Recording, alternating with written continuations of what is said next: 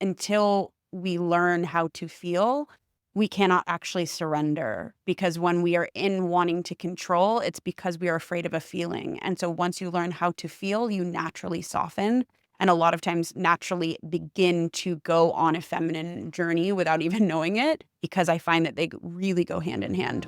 We're back, baby, with a brand new season of the It's Fucking Spiritual podcast. Join us each week as we have unfiltered conversations about how to transform your life. Our mission is to usher in a new era of spirituality where you don't have to be all love and light to live a life of alignment.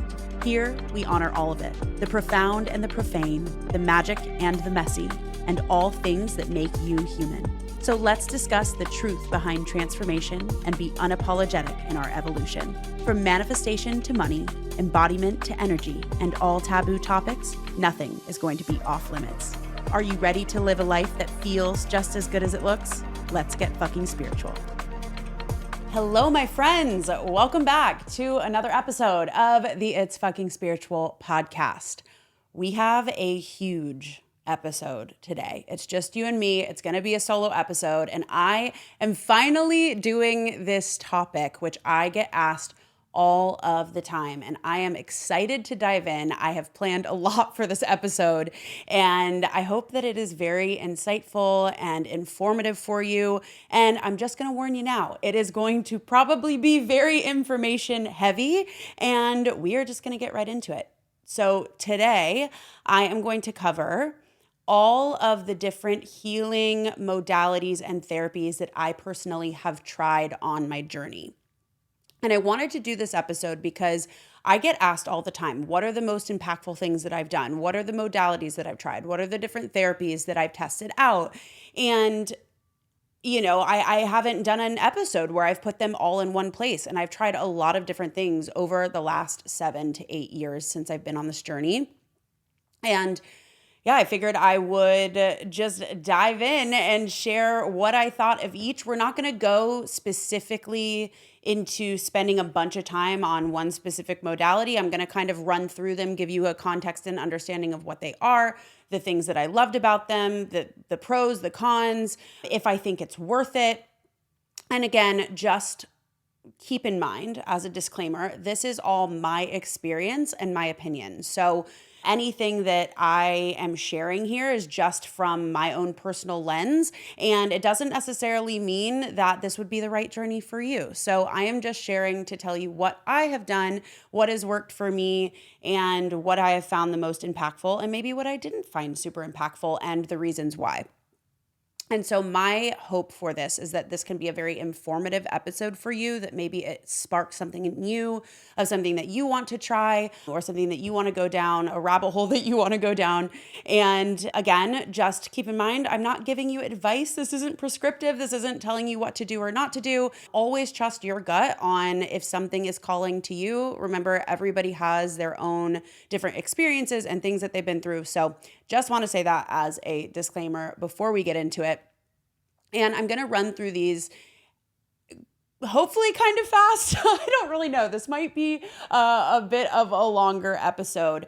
And also, as I have notes here because I was diving into what are all the things that I've done and created my list, and I have a feeling that this isn't fully comprehensive. I feel like there might be some things in here that I've missed, but this was everything that I could remember as of now.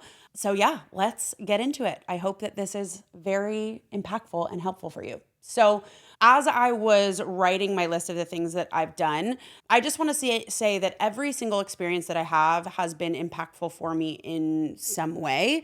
And everything that I'm going to cover is primarily therapies and different healing methods, and the ones that I use and the ones that I don't use. And this is all primarily mindset and body-based practices that I've done.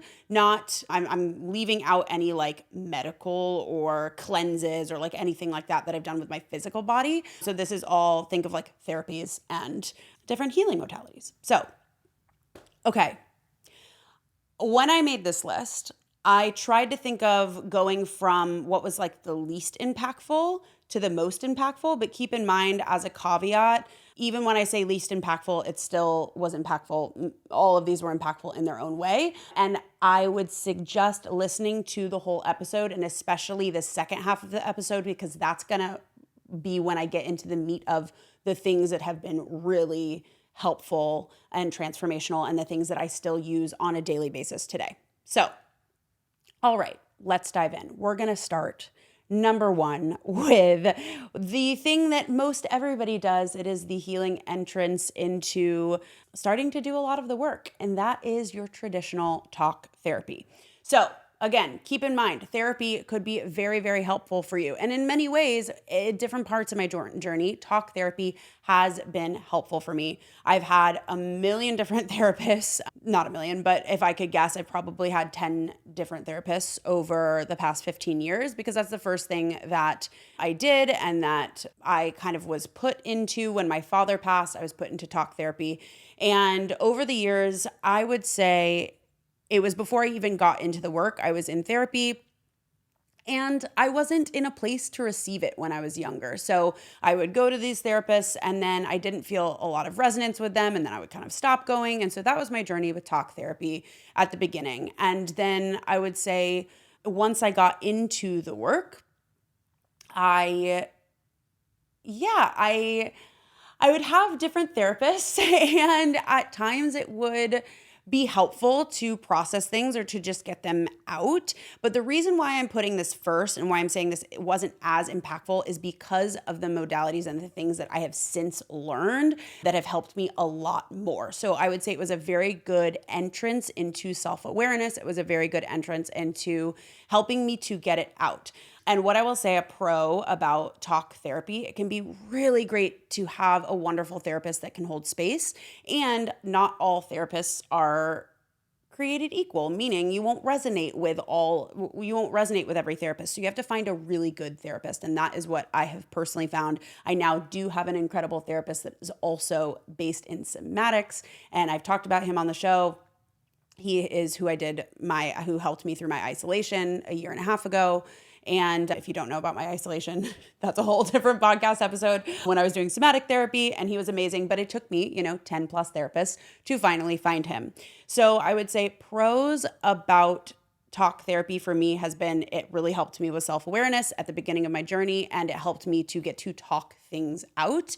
However, the cons of talk therapy were it took me a really long time to find a therapist that actually worked for me. And B, what I find in talk therapy is that you're ruminating over and over and over. And so I'd find therapists that would just validate my opinion.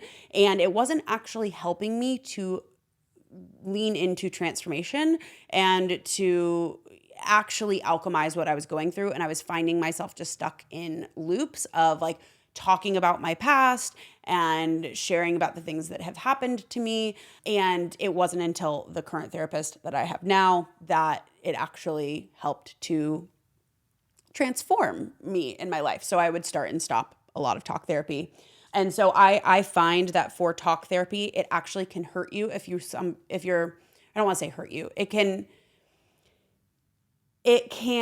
aid in the patterns that you already have instead of helping you alchemize and break through those patterns. If you are somebody that constantly overthinks, that constantly ruminates, or has any sort of like, you need to constantly talk it out and you're not actually processing and feeling your emotions. Sometimes talk therapy can just end up being another vent session that's not actually getting you somewhere, which again can be helpful, but to me, it is just step one of the journey, which is why I'm kind of putting talk therapy as one of the first things on the list. And the last thing I will say, and I will say this till I'm blue in the face, is that you are always attuning to the person who is holding space for you. And I think this is why it's really important to have a really good therapist, because you are always subconsciously co-regulating with the person that's holding the space. And so if that person isn't doing their own work, if they're not in their deepest place of their own embodiment, so you might not know, but you can often feel it. That's why I never really felt resonant with any therapist that I had until my current one, who is very deeply embodied in this work. So just always know you're attuning to your therapist. So if something doesn't feel right for you, you get to trust your feelings with that. Okay, second therapy that I have tried has been EMDR therapy. Now, this is eye movement desensitization and reprocessing. If you're watching me on video, I'm looking down because I needed to remember that I have notes in front of me. And basically, this therapy is said to help you process and heal traumas using what they call bilateral stimulation. Now, you can go into a therapist's office and sometimes they'll put things in your hands, in either hand, like buzzers that will buzz back and forth. For me, I did EMDR therapy online. And so we did this butterfly technique where basically, if you're watching a video, you can see me do this, but we would tap on either side of like where my collarbone is, left, right, left, right. And so the process of this is essentially the concept in EMDR is you bring up the acute traumatic stress and memory, and then you use bilateral stimulation, either in person in the way that they're stimulating something like in your hands, there's different ways to do it, or what I just shared, which was like the butterfly technique and tapping back and forth. And if you want to look into like the science of it more, definitely do that. I've heard people having really incredible experiences with EMDR. I think it obviously can be a very impactful therapy for people. For me, I didn't find it the most impactful. And I will say that when I was going through something acute in my life, in that current moment, like say an emotion, using the bilateral stimulation and going back through the experience and like repatterning it in my mind, I did feel lighter after the session. So that's great. However, I've found other things and other modalities that I'm going to get into later in this episode that have helped me more lighten and process and feel those emotions. What I did not like about EMDR is that it requires that you bring up a memory. And so a lot of times I would have my EMDR session on my calendar, and I just wasn't in the space to want to bring up the deepest traumas of like the things that I had been through that day or in that moment. And so I was finding that I was almost actually having to go back and open a can of worms that like didn't feel like it would be necessary in that moment in time in that day. So I actually found a lot of times that it worked best for me when it was something that was acute and wasn't like bringing up traumas that was just disrupting my everyday life. So that was one thing that I found with EMDR that I didn't love. I found that I started to like dread doing the sessions. And so I didn't love that. And then the second thing is oftentimes with trauma, we don't have memories. And I hear this a lot where you guys will be like, well, I don't feel like I have a lot of childhood memories. And like, how am I supposed to reprogram them in my subconscious? And so I find that with EMDR, that can be a little bit of a roadblock because, at least my therapist that I was with, and again, take everything I'm saying with a grain of salt, guys. You might be listening to this and are like, EMDR changed my life. Amazing. Love that. It's a therapy for a reason, right? But just know, again, you're probably attuning to if you have a really good therapist and all that. I didn't try a ton of therapists with this. So I will say that as a disclaimer as well. But at least the therapist I was with would have me just like bring up any old random traumas. And I just didn't find that it was super helpful. And if you don't have certain memories, then you obviously can't bring things up. So keeping that in mind, that was my experience of EMDR.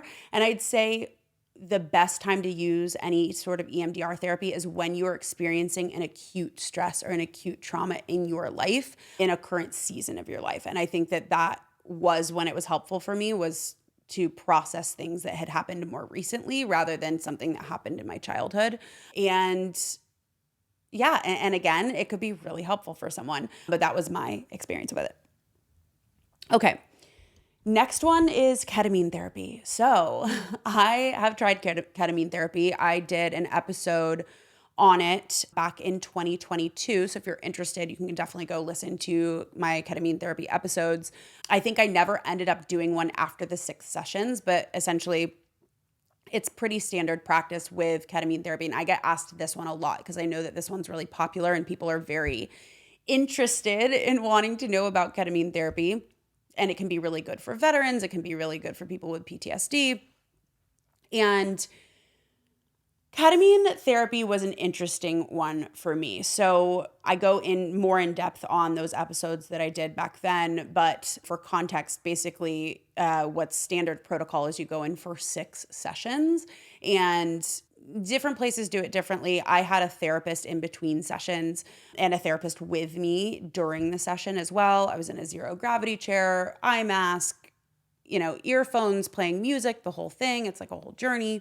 And you go in and you sit 6 times. So I was doing this once or twice a week. I think I did it over about a 4-week period. So it was pretty extensive because every time you're going, it's about 3 hours. And I was really regimented with it. I made sure that I wasn't on my phone for 24 hours after. I wasn't on social media, because what they say about ketamine therapy is it kind of resets the neural wiring in your brain. And so your brain is very malleable, especially for those 24 to 48 hours after. So you want to make sure that you are really being intentional with what you are putting into your brain, which we, should be doing that all the time, which I can't promise that I'm always perfect with that, but it's really important with ketamine therapy. So what I will say, the pros of ketamine therapy that I see are that it can really help give us an understanding of the world beyond ourselves.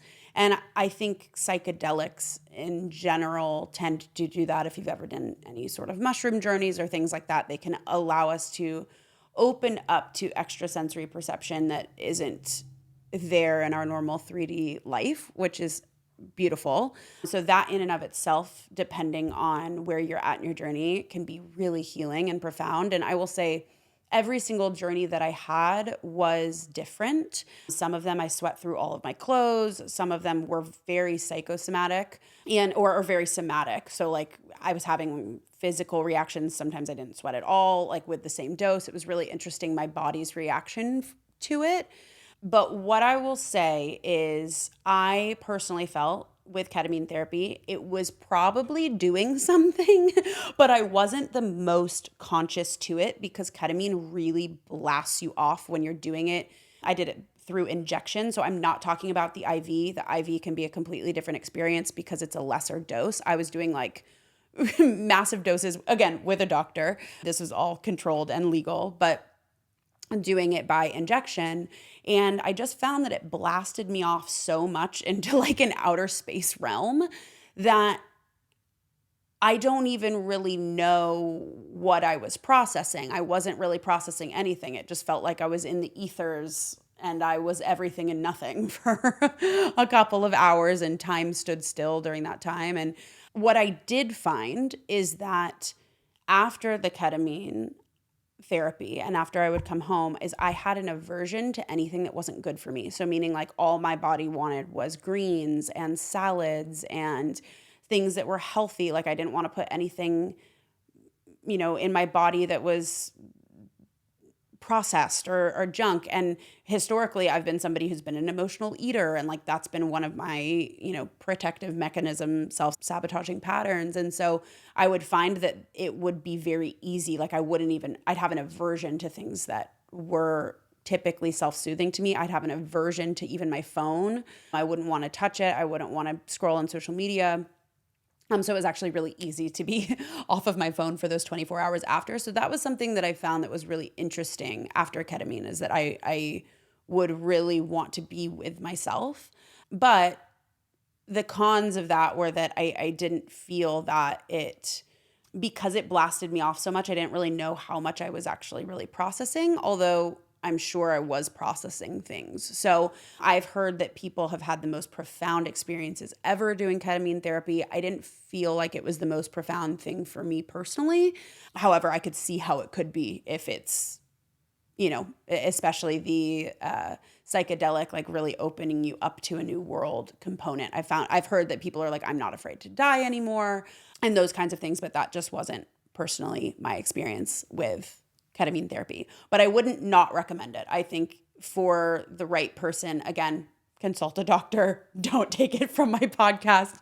But if it's something that's calling to you, I think it's worth checking out, because I think different people have different experiences. But as always with anything, make sure you are doing this with a very trusted professional with really good reviews. Go to a very, very well-known clinic. I've heard some really weird stories too. So I would say definitely, if you are going to explore that route, make sure you go somewhere that really knows what they're doing and that isn't super clinical. Like, I've just heard of places it being like a dentist's office, practically, like looking like crazy lights and, fluorescence, and it not having like a good manner about the vibe. Like, always check the vibe, always check your gut. I was really lucky to go to a place that was like really loving and caring. And the last thing I'll say about ketamine therapy, as with any therapy, you are only as good as your integration. So especially with anything doing ayahuasca, which I have not done, but doing any sort of psychedelic healing therapy, make sure that you're only as good as the work that you're doing afterwards. So it can really be a channel that opens you, but make sure that you're, journaling, have a therapist to process things with. So I was doing a lot of inner work at the time, but it didn't feel like it was any different than the typical inner work that I was doing for me. So that is what I will say with ketamine therapy. Okay, the next one we have that I talk about all the time. It is what I started my business with. It is what I started my journey with for the first 5 years, and that is mindset work. So we are getting deeper and deeper into things that have helped me. And I will say mindset work has been wonderful. It was the thing that got me into my journey. And that is just essentially shifting your thoughts, looking at your limiting beliefs, looking at your stories, looking at all of the things that you've been through in your life and what your stories that you tell about them are, and what are the beliefs you have around money, around being seen, around sharing your voice, around relationships. And mindset work is very helpful. And you will hear me, I talk about this all the time. I found that mindset work was very helpful for my journey, but it was only 50% of the puzzle. And again, we will get to the 50% that has really helped me toward the end of this episode.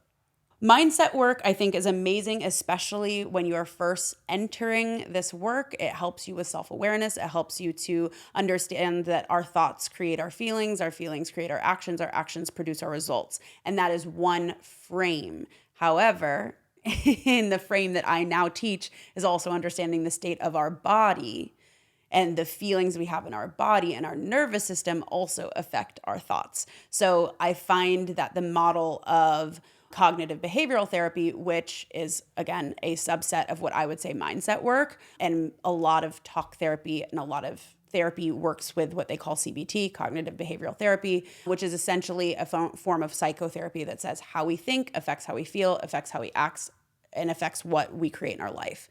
And while that's true, and it's very, very helpful to look at our limiting beliefs, we also have to understand that this frame ignores the body and ignores the nervous system and ignores the trauma that is stored in our body. So I find mindset work is really powerful, but it's only as powerful as the body-based work that I'm going to get into. So again, not knocking mindset work. I believe it's absolutely necessary. I still do it today. I still do a lot of work on limiting beliefs and shifting and affirmations. And I would put all of the different like journaling, affirmations, limiting beliefs in terms of mindset work. So like looking at shifting my thinking, right? It's only as good as, again, your nervous system capacity. But I think it's really, really helpful with self-awareness and reframing your thoughts. And again, the cons about mindset work is ignoring the body, ignoring the state of your body and being.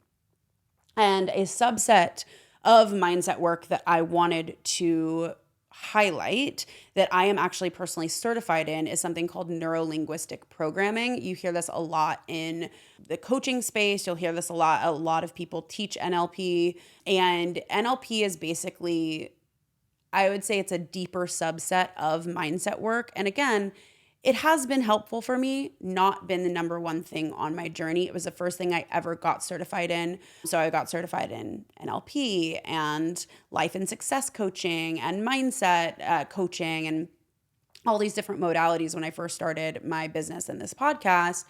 And it is essentially NLP is using language and using mindset to reframe your experience of the world and also reframe your identity. And what I do like about NLP is it's not just about changing how you think about something, it's about changing your identity at the identity level. And so something they'll say in NLP is, instead of saying, I'm an ex-smoker. So say if you're trying to quit smoking and you're like, I'm an ex-smoker. Instead, they say, I'm a non-smoker, because an ex-smoker always will want a cigarette, right? Because you're constant, or like, I'm a former addict. That's why, like, I don't necessarily agree with AA constantly saying, like, I'm an addict, right? And introducing themselves and affirming themselves, I'm an addict, even though obviously there can be power in owning something. I think it's not the end state. And so that's basically what NLP is saying, is we change our identity. I'm a non-smoker. Somebody that's a non-smoker doesn't even think about smoking, right? So the idea is you're changing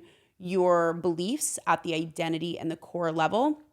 I think it's really good at helping to again, like, shift your way of being and shift how you show up. But again, the con is it ignores the body, it ignores the nervous system state. And so I found, for me personally, I did do a lot that changed my life with mindset work, with NLP, with shifting my limiting beliefs. It was the whole way I was even able to be seen on camera and start this podcast and start my business and change my life in that way.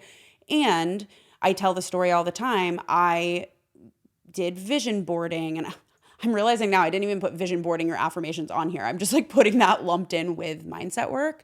I did all of the manifestation practices that they say to do, vision board and change your identity and change how you're speaking and change what you say to yourself in the mirror every morning, and future script your life and write it all down. And so I'm putting that all under a blanket of mindset work.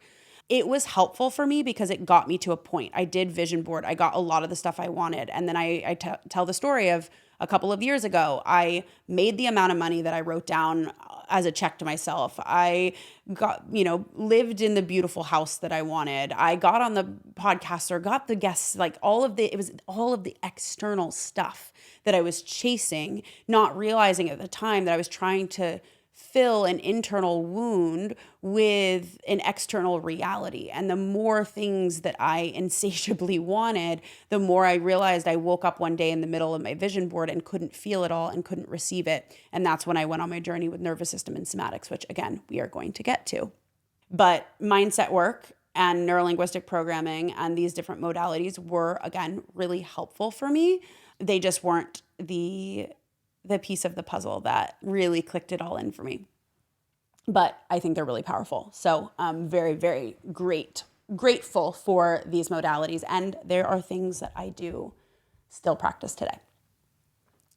Now, I put this on here and I'm trying to think if I want to say this. I will. So something I put on here is I have done thousands and thousands of hours of coaching with mentors, and I've done it in a million different ways. I am such a fan of signing up for programs, of being in one-on-one containers, and I hire coaches for every single area of my life. I hire fitness coaches. I have like a functional medicine fitness coach right now. I have hired business coaches, many, many business coaches. I have hired, money coaches. I've bought money programs. I have bought a ton of different subconscious reprogramming programs. And I'm trying to think what else I've invested. I've invested a lot in myself. And I will say, with 100% certainty, without the coaches in my life, without investing in programs and knowledge, I would not be sitting here today with you. I've of course invested in team and all of that stuff. I don't think I'm gonna go into that here, but I've invested in people helping me to get to where I am today. I am not a one-woman show. I would not be able to do this on my own. And investing in coaches has undoubtedly changed my life so much. And I'm a coach myself. I run programs and things like that. I do one-on-one. And I think it's very, very impactful for the right person at the right time. And the reason that I added this in here is because I think it is really important to note, especially in a culture around talking about constantly investing in yourself, getting in the energy of the people that you want to become. 100% totally stand for that, agree with it, because the pros of that and what it has given me, it has completely changed my belief in what is possible for myself. It has expanded my capacity and my ways of thinking. It has helped me see examples of what is possible. It has helped me to see different ways of being, because we can't be what we can't see, right? And so being able to see a different way of being, I'm like, oh, I can emulate that. Oh, I can try that. I can test that out. And it has completely shifted the way that I operate in my life. I will say, hiring coaching, I think, is very important to feel super aligned with the coach and the program. Yes, stretch yourself, but don't fall into the constant trap of, I always need to be investing and I always need to, or I need this in order to make me whole. And so that is the one thing that I wanted to share with coaching, and that I see this all the time. And I also saw it in myself before I went on my somatic healing journey. Briefly interrupting this episode for a very special announcement. If you are someone that has been loving this podcast, that you love this work, you really are ready to deepen in your own feminine embodiment journey, you are ready to expand your capacity to receive abundance and what you desire in your life, and you want to do it all in sisterhood, and you want to travel out of the country. Drum roll, please. I invite you to join us in Costa Rica in May of 2025. We have officially opened the doors for our Costa Rican Expanded Woman Retreat, where we are going to spend 5 days and 5 nights together in the jungle of Costa Rica and just go really deep together in sisterhood. So if you have desired to attend one of the It's Fucking Spiritual retreats and you want to join us in Costa Rica, it is going to be such an incredible time. There's going to be organic food. There's going to be deep workshops and so much bonding and sisterhood and beach bonfires and excursions and all of the things. And honestly, you guys, every single time that I have taken the leap and gone to something in person, my first ever retreat as an attendee was in Costa Rica. And that is where this podcast idea was actually born. And so every single time that I have chosen to take the leap and I've gone somewhere in person alone and nervous and ready for my expansion, there is so much transformation on the other side. It is honestly how I have built my life, has been from taking multiple days to go really deep, to receive reflections in sisterhood, and to really claim what I want out of life. And I invite you to do that with us if it's something that's calling you. This is by application only. So definitely go and fill out the application in the show notes. There's going to be so much information about the retreat, the dates, pricing, all of that in that application, and go and take a look. And if it's calling you, definitely apply. Even if you're on the fence, definitely apply, and we will review your application. And if you have any questions, you can email us at support@rachelgibler.com, and we hope that we will get the chance to meet you in Costa Rica in May. I noticed that I always thought the next coach or the next program or the next thing was going to be the thing that brought me more happiness, brought me more fulfillment. Oh, if I'm in this room, then I'm worthy. And I will tell you guys firsthand, I got in all the rooms I wanted to get into, and it wasn't all it was cracked up to be, if I'm being completely honest. And I realized the more and more rooms I got into, and this was, of course, my journey, or the more people I invested in, I realized like nobody else had the things that I didn't have. And whenever I invested from a place of not enoughness, I ended up realizing that that was the wound that I had to heal. So know the place that you're investing from. Now, I will say that investing in acute skills, practices, modalities changed my life. Investing in money coaching and programs changed my life. Investing in business coaching and understanding how to build a business changed my life. Investing in somatic courses and having the somatic practices and the things that I could do absolutely changed my life, because it equipped me with knowledge that I will have forever. And so knowing when to invest in yourself and in what is so important and imperative. And just what I'll say around coaching is be cognizant of when is my investing to fix myself, not learn a skill or expand my way of being. So just know that and be careful not to project and outsource your power to a coach or project and outsource your power to somebody else, right? And thinking that you're not enough, because I see that a lot in the coaching industry and I also saw it in myself. So I think that's really, really important to note. And I will say, I'm still in I'm always in like 2 programs at any given time. I don't have a one-on-one coach for the moment and haven't for quite a while, because I have gotten to a place where I trust myself and I trust spirit and I trust the universe. And one day when that feels right, great. But I've gotten to a place in my journey where I know myself and I know what I'm doing and I know what I give to the world. And I don't feel the need for that in the moment, but it was imperative for my journey. So let me take a drink of water. All right. Okay, here we go. Now we are getting into the meat of the things that have helped me so much, the tools, the modalities, the things I practice every day, nearly every day, definitely on a weekly basis. All right, I told you it was going to be a bulky episode. How are we feeling? Are we good? All right, the next thing that has helped me so much has been meditation and hypnotherapy. So, meditation, I would say hypnotherapy, to me, they are slightly different. I am also certified in being a clinical hypnotherapist, and I infuse this into my programs and into the work that we do. And I will say, meditation and hypnotherapy have helped me a ton. And there are things that I do almost on a daily basis. And I definitely feel and see a difference when I utilize these tools. So again, meditation, we all know what meditation is. You can do this in silence. You can do this guided. Personally, I like them guided. And sometimes I do sit in silence without anything as well. I think it's very, very helpful. I'll start with the pros. Very, very helpful in coming back into the present moment and also training your mind to overcome yourself. And that's huge on this journey, is can I have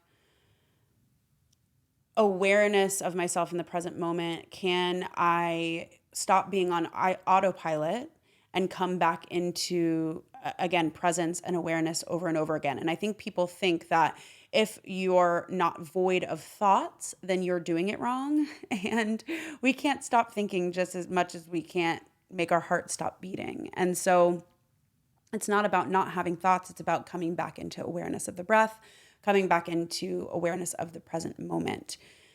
I will say with meditation, again, just like anything, it is just a tool. I haven't found, it hasn't been my one tool, and we'll get into this. My one tool has been more on the somatic side of things, but I do find that meditation is really helpful, especially when coupled with deep breaths, with learning to regulate the nervous system, with down regulating the nervous system, with coming into the present moment and overcoming the bodies and the monkey mind and the constant need to move and distract. And so I think meditation is a really, really helpful tool.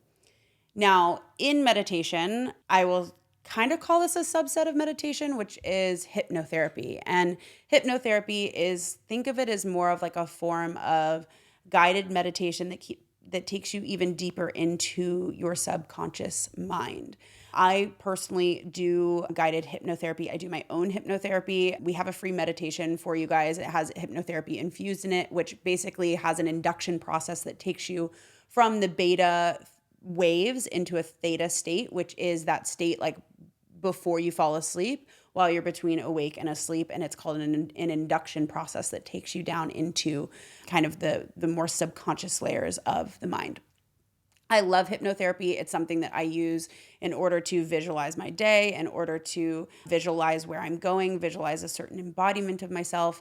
And I love it because I do find that visualization is really, really powerful.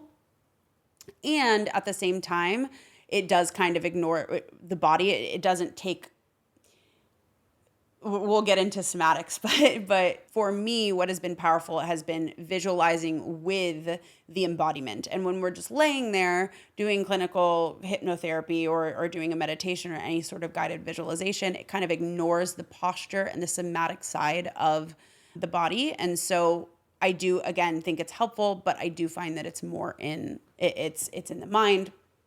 And of course, with the subconscious forward. So, highly recommend having a meditation practice, doing guided visualizations. I do find that it really helps me reset my body and reset my being when I do it. So, I highly recommend those practices. Okay, and now we are getting into the things that have absolutely helped me the most. Breath work. Breath work has been a game changer, changed my life. I feel like I could do an entire episode.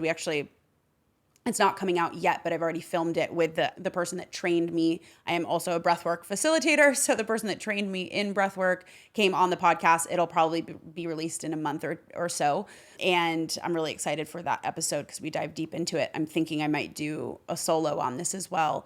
But breathwork is a huge part of the modalities that I do with clients, that I do inside of my online programs, and that I do at my retreats, and that I do for myself. There's many different types of breath work. There is calming breath work where, there's techniques that I teach inside of my course Expand, something called 4-7-8 breathing. You breathe in for 4, you hold for 7, you breathe out for 8, and it down regulates the nervous system. So it's really great with creating spaciousness between your reaction and your response. So if you are somebody that is trying to repattern the way that you respond to stress, the way that you react in your daily life, breathwork has changed my life.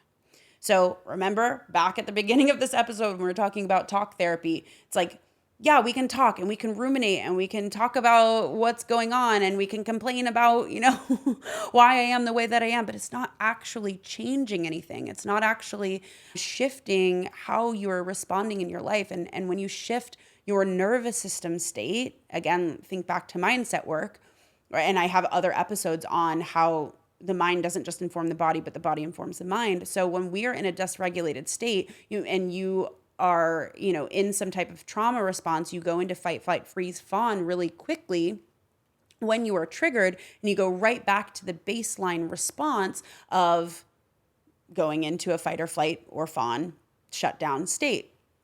And so I found that breath work, the breath is the bridge between the conscious and the unconscious mind. The breath is what we can tap into in order to create spaciousness, to give us some time to repattern our reaction for a different response. And so I found that breath work has been so helpful. Calming breath work to create spaciousness for myself, or something called somatic breath work, which is what I do. Again, there's a million different kinds of breath work. There's holotropic breath work. There's breath of fire. That's not what we're going to dive into on this episode. I've done many, but I am personally certified in somatic breath work. And that is a breath work that actually mimics a stress response and repatterns. They're longer sessions. They're an hour-long sessions. I do them for myself.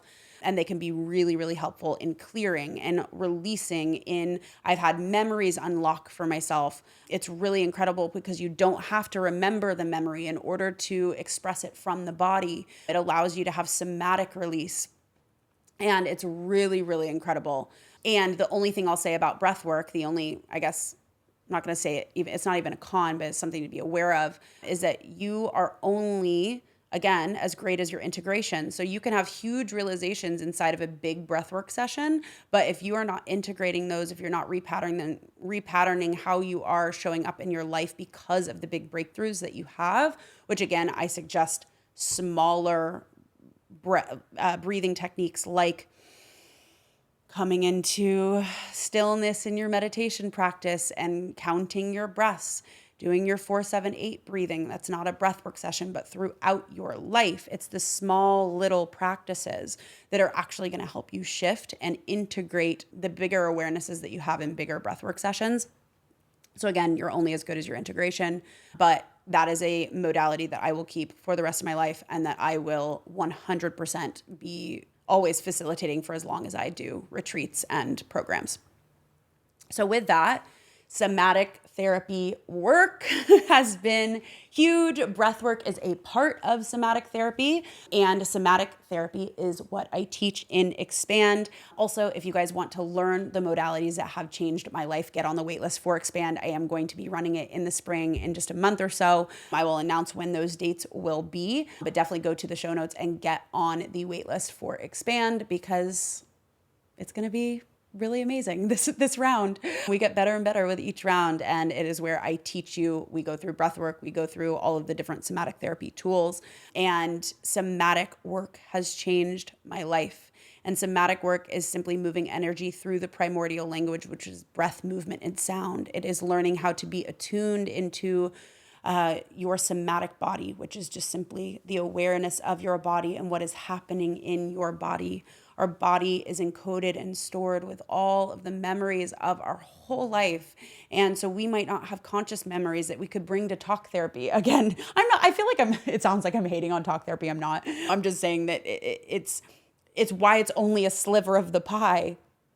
Because if we are not learning how to feel what we haven't felt, if we are not learning how to express that from the body, if we're not learning how to move it through the body and repattern it, then it's really challenging to actually change on a really deep level, because we can try to change our mind all we want. But again, if the body is staying in a dysregulated state, we're only as good as our body's dysregulation. So it's really helped me to learn how to repattern my nervous system. So all of the breath work and the somatic therapy work is nervous system regulation work. And it's learning how to come down into a regulated state.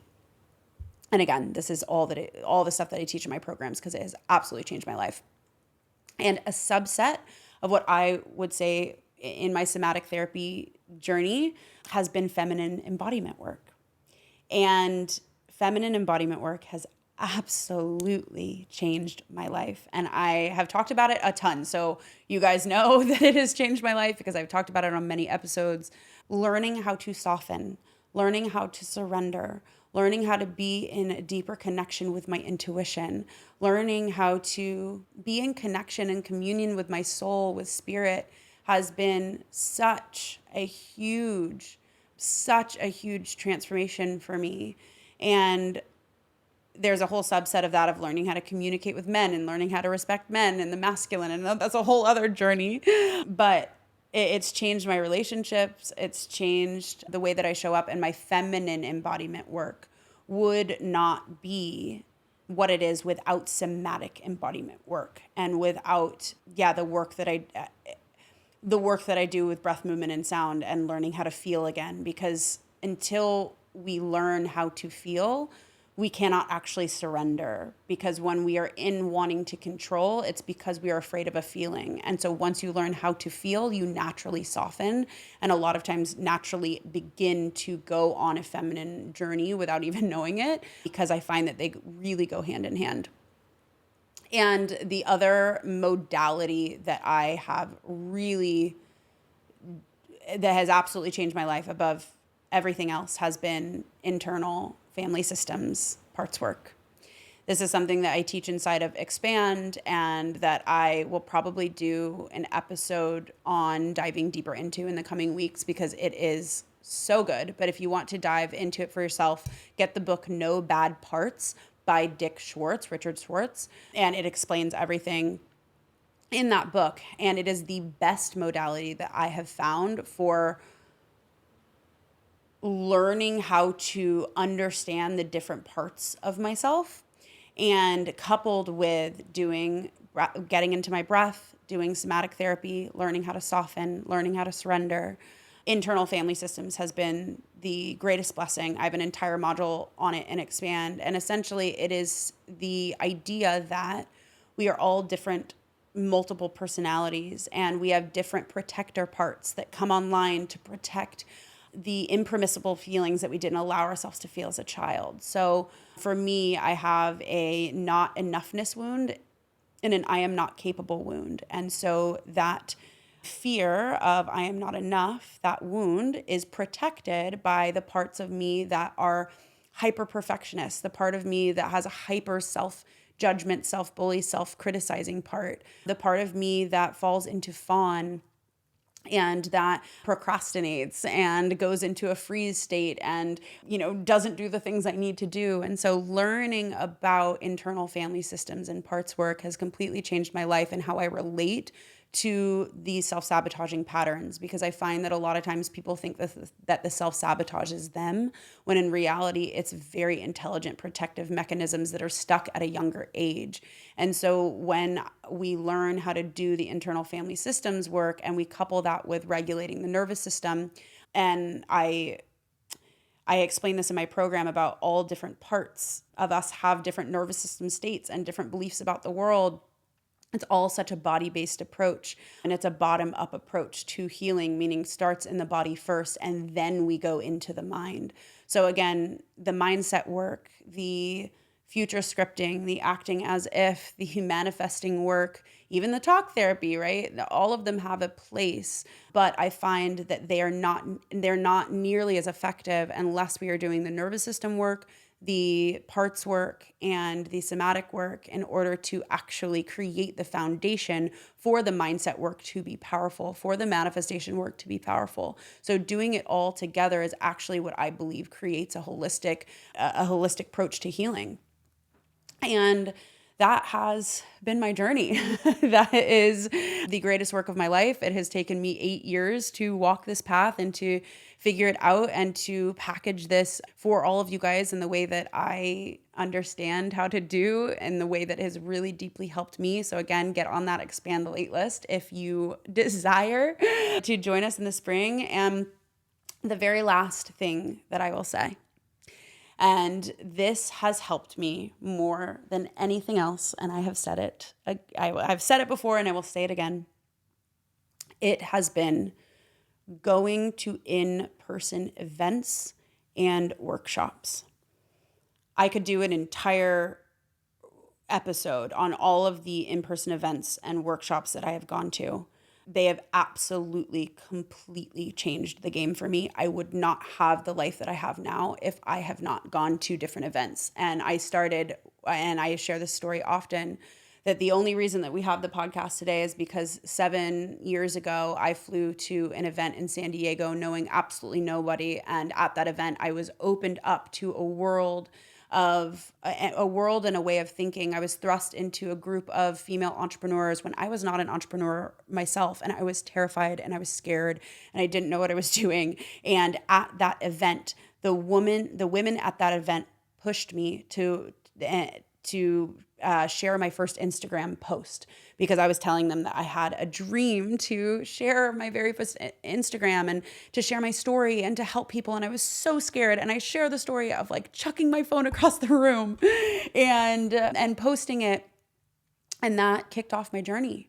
And a few months later, because of that event, met women, and I went to a different retreat. And at that retreat, it was a much more intimate event. And there I was asking the women, I was the only woman who didn't have an online business at the time. And I was asking the women, what do you mean you make money online? And they were like, oh, well, will you create an offer? And I'm like, what's an offer? And like, what do you mean? And this sounds really crazy. And they taught me what to do. And during that event, I made my first $250. And I remember being like, oh my God, if I can make $250, why can't I make $250,000? And I didn't have the nervous system capacity for that at the time. I had no idea what I was doing. I didn't know, but it sparked something in me. And from that event, I invested, in going to my first business retreat and business event. And then that 250 turned into 5,000 and then turned into 20,000. And like, it just changed my life. And then I've gone to women's embodiment retreats. And I went to one in 4 years ago in Costa Rica, actually. And at that event had the idea for It's Fucking Spiritual, and we launched it 3 months later, and the brand. And so every single time that I've gone to in-person events, it has been a catalyst for me to change my life. And here is why it's really impactful. It is because when you are in the room, you not only are expanded by the women around you and you get out of your environment, but it also repatterns you, and it repatterns a belief of what you believe to be possible. Because what I mentioned before, you can't be what you can't see. And suddenly when you are in a room with greater thinkers, with people that expand you, with people that see you, with people that are like, wow, That's possible for you. You get to share your dreams. You get to be witnessed in what it is that you desire. You show up scared. You show up afraid. You show up sick to your stomach. I have been so scared to go in rooms before where I thought I would be the smallest fish, or I didn't know what I was doing, or I had all of these fears. And guess what? I was the smallest fish in a lot of rooms. And fish grow into the size pond that they're in. And so I constantly did the thing that was scary, and I jumped off the cliff and I grew into the pond. And then I go into a bigger pond and a bigger pond. And it's completely changed my life. I'm having a moment. I'm having a moment for younger me, for how many times I've been so scared to take a leap or to go in the room. And the reason that I kept this for last, and the reason that this has been the most impactful above all else, is because yes, so somatic therapy, feminine embodiment, IFS parts work, breath work, those have been the main things that have absolutely changed my life. But if I tried to do them in a vacuum, meaning if I tried to do them on my own by myself, I don't know how far I would get. I definitely would be healing. Don't get me wrong. Like, for sure it would be healing. But if I wasn't also expanding my belief in what was possible, allowing myself to be witnessed, allowing myself to say my dreams out loud in front of people who weren't going to make fun of me for them, but who believed in me and looked back at me and reflected to me, you can do this, then I wouldn't be sitting here now talking to you, telling you that you can do this and that your dreams are worth it and that you are meant for something greater and you are allowed to follow it. And I wouldn't be having thousands of people listen to this every single day if I didn't do that. And so that has changed my life above everything else, because it's forced me to take the leap and put myself out there and believe in something greater and be seen. And yeah, it's pushed me to actually become the woman that I know that I'm capable of being, and I will never stop. And that is why I'm so passionate about creating these spaces for you, because I know that the way that they have changed my life, I know that the way that they've changed my students' life, that's why it is the absolute greatest joy of my life to put on in-person events for women who are ready and capable, or who are ready for more and want to be seen in their capability and in their greatness and want to believe in a even bigger future. And so with that, if you are feeling called to do this work in person, to be held, to collapse timelines, it is almost close to your last chance to get in on Costa Rica. We have just a few spots left, and we are going to be there with a group of incredible women May 14th to 19th. And I highly recommend you join us if it is on your heart, and if you are somebody that is really, really ready to go all in and to take the leap and to take the plunge, even if you're scared, if you know that you are meant for a bigger life and you want to create even more abundance for yourself, for your families, and step into the woman that you're capable of being. I know firsthand the way that going to retreats collapses timelines, and I've seen it in my students, the way that they change the trajectory of their lives because they claim it in those 5 days. I invite you to be one of them. So apply in the show notes or go to rachelgibler.com/Costa Rica. Yeah, this is a huge chance for you to change your life, and I would be honored to get to meet you and hug you and hold space for your greatness and to witness you in the woman that you're becoming. So I saved the best for last because it really has changed my life. And I am so not just saying that. That is why this is the greatest joy for me to get to pay it forward and for me to create these spaces for women like you. So with that, you guys, this was a really big, gnarly behemoth of an episode, okay? I'm looking at the recording. I have like a, what is it called? The monitor. I'm looking at the monitor and seeing that we are an hour into this episode, which that is a long solo for me, okay? We hung out a lot today, but it felt really important. And I know I went really fast on all of these. So if there's anything that you want me to dive deeper on, please comment in Spotify and let me know, or if you're listening to this on Spotify, or DM me at Rachel Gibler. and let me know what you want me to dive deeper on. Again, I know that I went really fast. I could do an episode on each of these, but I wanted you guys to have it all in one place.